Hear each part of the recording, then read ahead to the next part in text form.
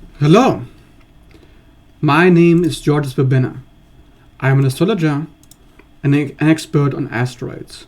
In this video I talk about Odin, the Lord of Frenzy in the natal chart. So this one is gonna be a particular one.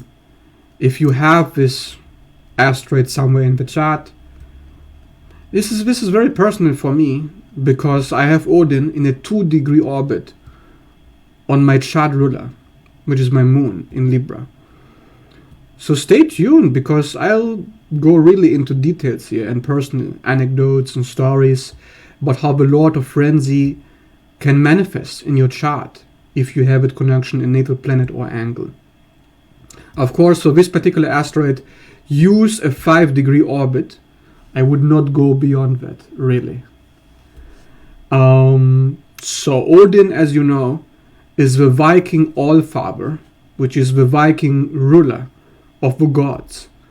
He was called the Allfather because he was able to give wisdom to all the gods, to understand all the gods and their destiny, to help them fulfill it, because he is connected to the only ability that both he and Freya, the highest of the gods, have in common, which is Sider, which is vision. The ability to see in the future through shamanic tradition is a skill that the old Vikings knew and practiced for the use of herbs and certain substances and rituals in which a person could see into their fate. So they could access the higher self and see what the higher self would look like if they chose to embody it. Now, embodiment is a very big thing for Odin, and that's actually why he was ridiculed by many of the more traditional Vikings. Because the Vikings knew that embodiment practices are a feminine practice. In order to channel a deity, a god or goddess, to channel yourself, you have to give yourself. You have to sacrifice yourself to yourself. The way that Odin did on the hanged man archetypal situation, where he was sacrificing himself by hanging himself on the world tree Yggdrasil.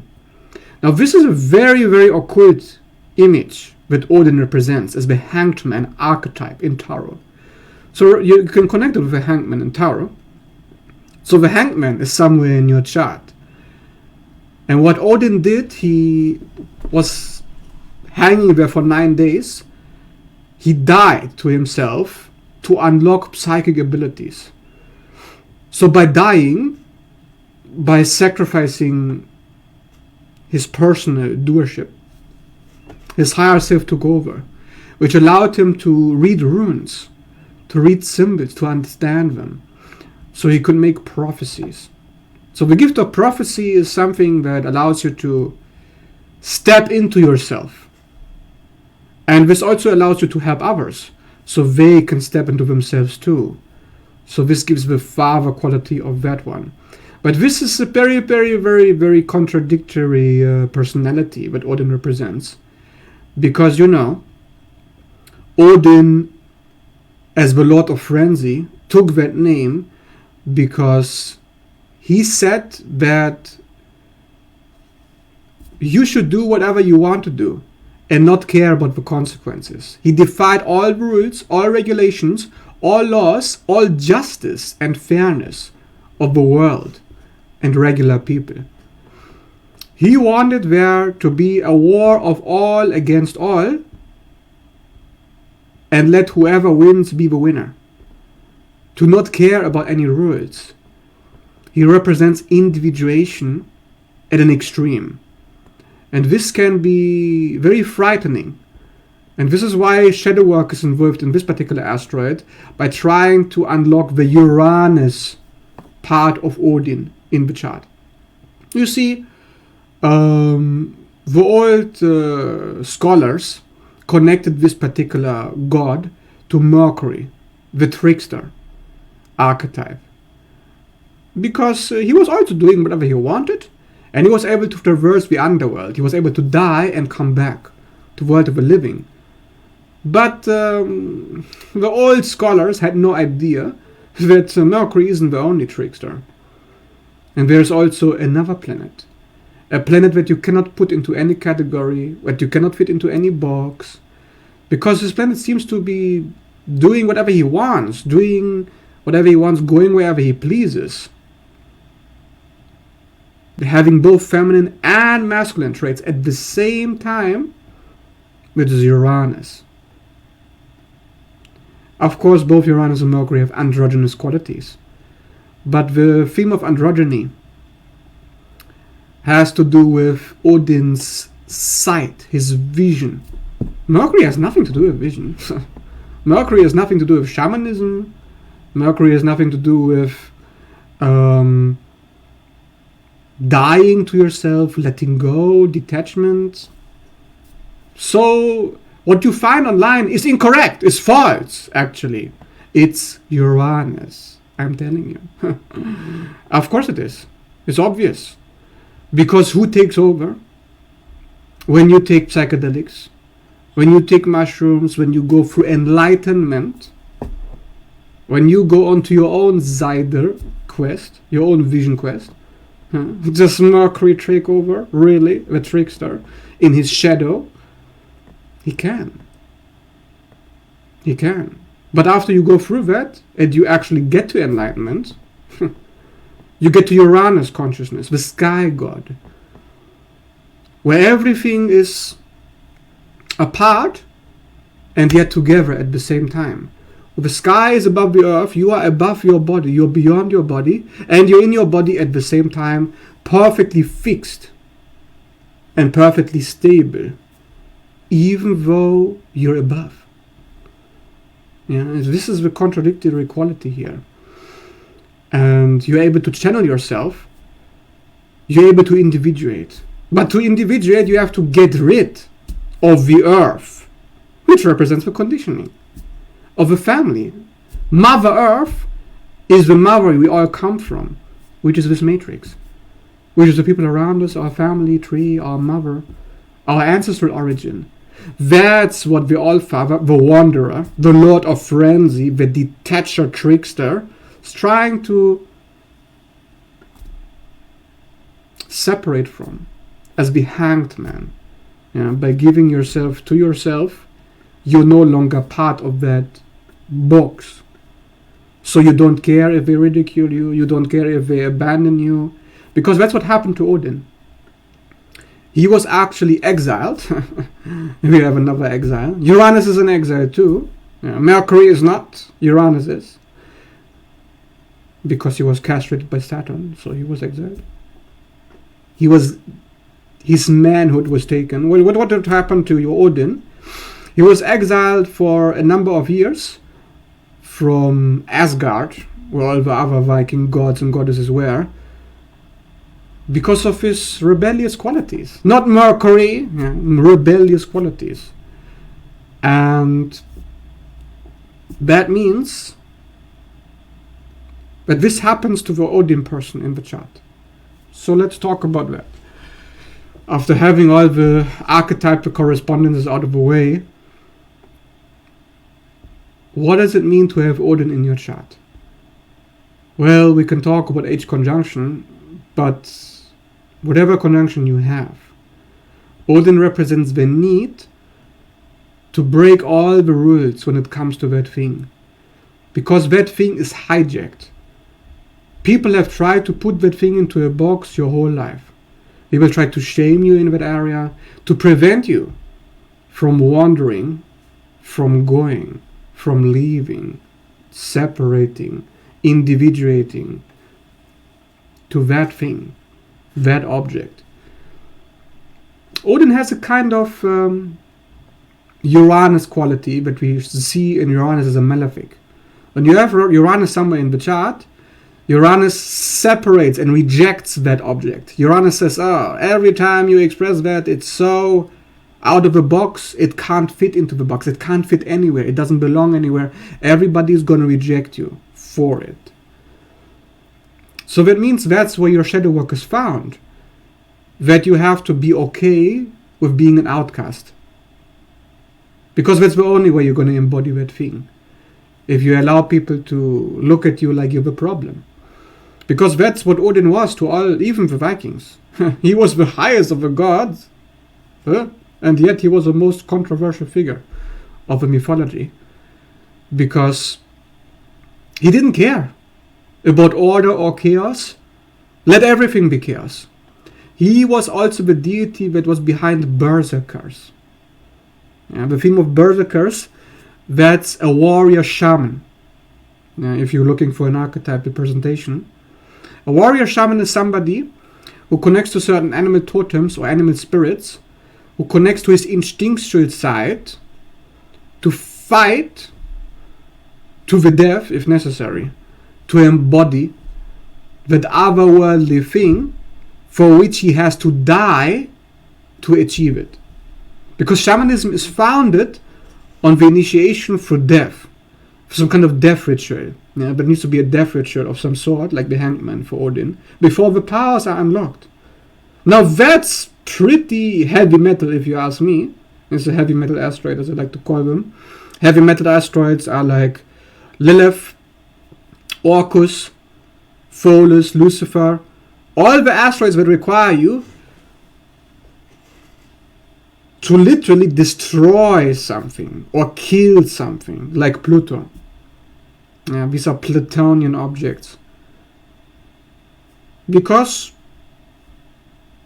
that Odin is telling you in your chart, you're going to have to be a little bit crazy. And we're going to call you crazy, and then you're going to be happy. You're going to be happy because then you're yourself. And you might wander from place to place, going to many sites, seeing many things, thanks to that freedom that you're stepping into. So it allows you to get out of the box somehow. There's a feeling of being restricted, held back in a Saturnian way. Because that's exactly what happened to Uranus, Saturn castrated him. So there's an experience of being castrated, of being effeminized, even though it's a masculine planet or asteroid.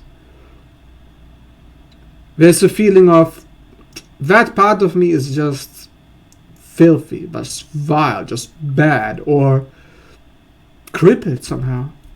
I don't know how to express it. There's a feeling of impotence with Odin. So these are the keywords you can use.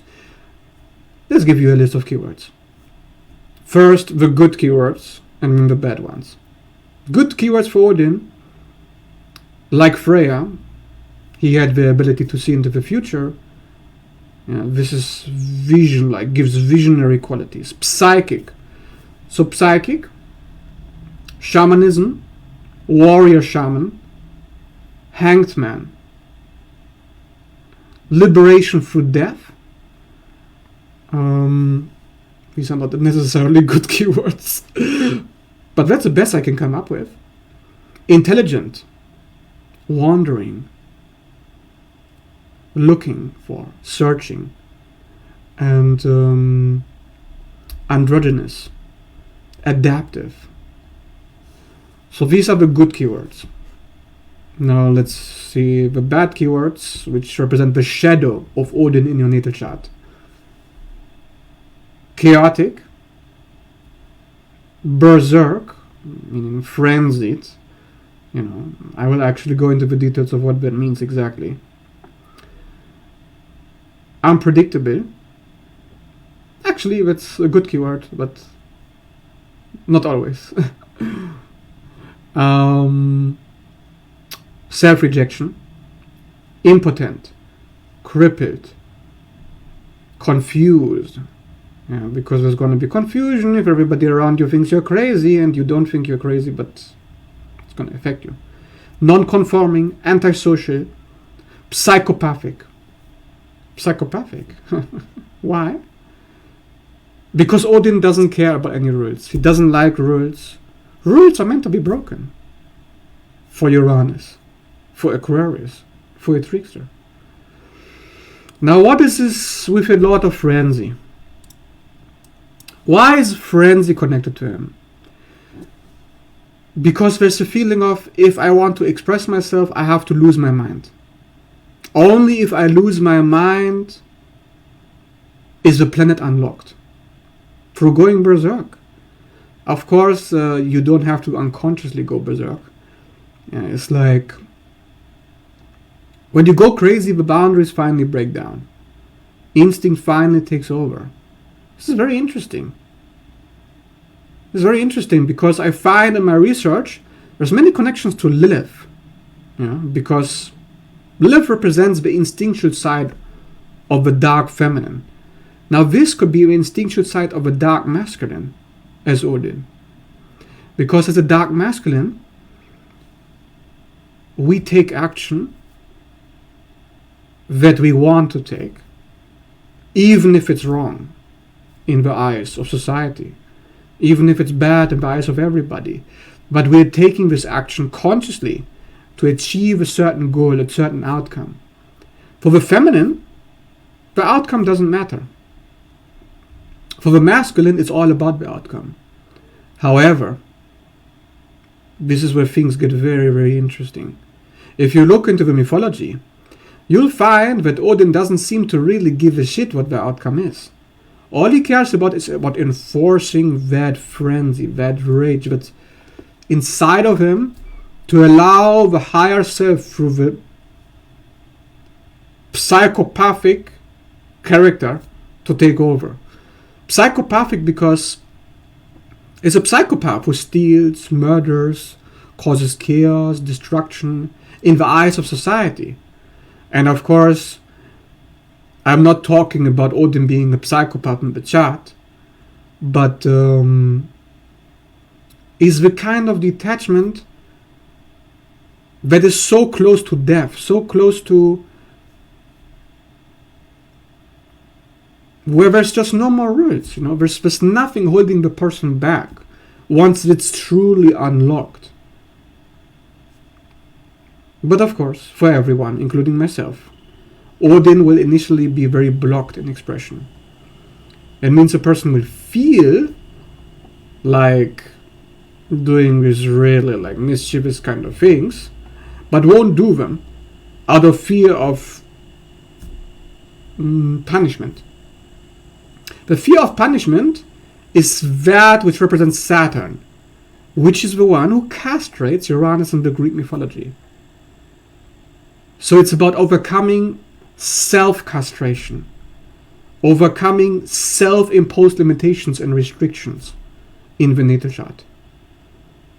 And once those self-imposed fears and of punishment are overcome, once punishment is accepted as being a part of life, but not a part of the true self, as not being indicative of your true worth, of true justice.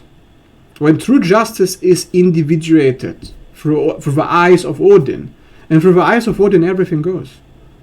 And this everything goes attribute is problematic. Because it means, well, there's no structure behind what I'm doing, there's no rules for what I'm doing. Then who's in charge? And who's in charge is the instinct behind Odin. The same thing that's in charge of Lilith is in charge of Odin. And this is why they both share a similar connection to the planets Pluto and Uranus. Look at Odin as a kind of a masculine counterpart to Lilith. But the difference here is that Lilith does whatever she wants because she likes it.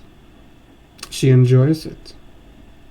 She takes pleasure from it. Odin has something to do with that as well.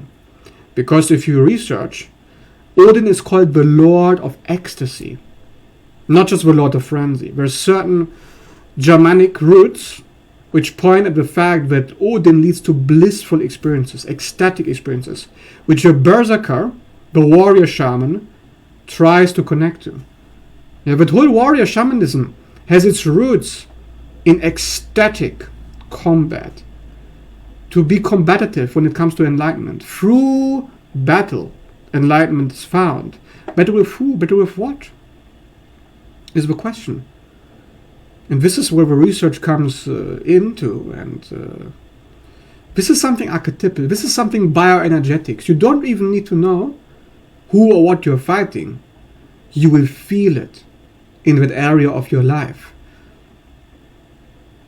And what you're fighting for is something that everybody is preventing you to do. And this is why it's a very controversial figure. Yeah, and of course, no surprise, I have it on my moon.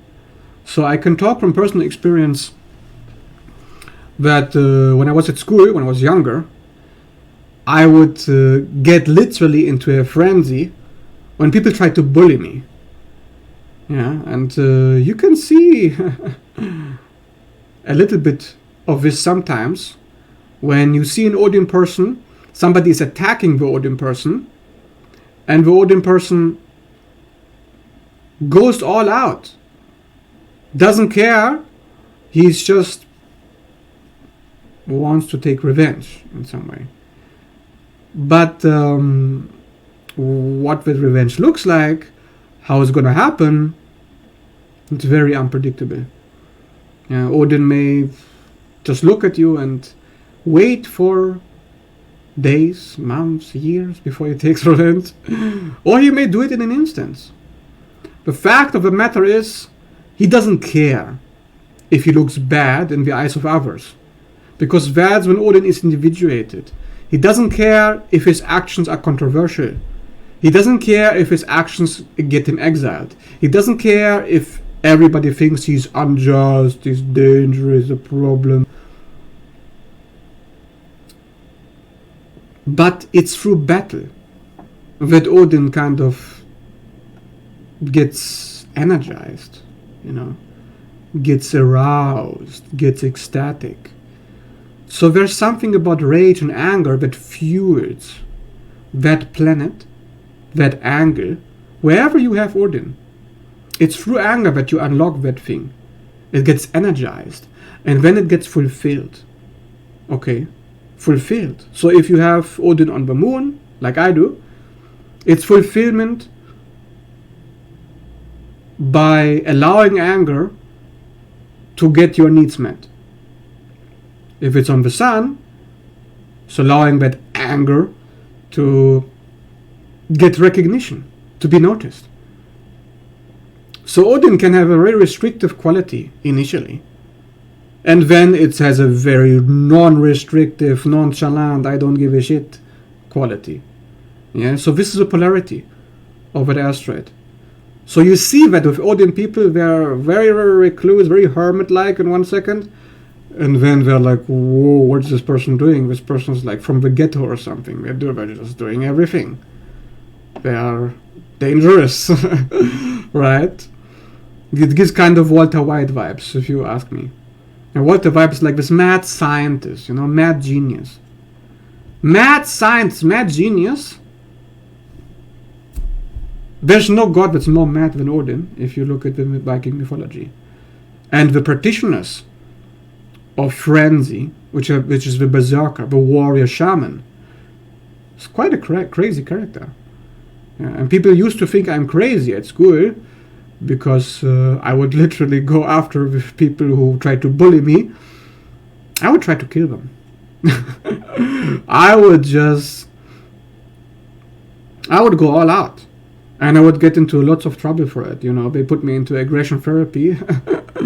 They threatened to kick me off the school because I was... I don't know if this gets me banned from the algorithm, so I have to say it in other words, but let's just say my bullies didn't enjoy bullying me for very, very long.